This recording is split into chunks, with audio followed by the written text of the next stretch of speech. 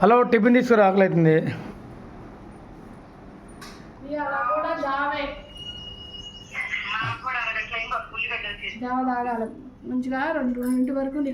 ఈ జావ తాగాలంటే మరి తాగేం చేస్తే ఆరోగ్యం ఇంపార్టెంట్, హెల్త్ ఇంపార్టెంట్. ఫ్రెండ్స్, మీరు కూడా మీ ఇండ్లలో ఇట్లా తయారు చేసుకోండి. జొన్న జావలో రాగులు కలుపుకోండి, మంచిగా హెల్తీ ఫుడ్ ఇది. ఎందుకంటే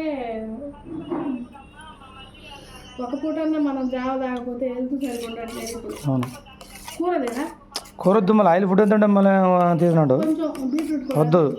ఆయిల్ ఫుడ్ మళ్ళీ ఎలా కడుపులో కలికిలేదు, మళ్ళీ ఒకసారి తేపులు వస్తాయి, మళ్ళీ కొరపోద్ది. ఈ కూలు ఫుడ్ ఇది మంచిగా ఉంది, చల్లగా ఇదే తినగా.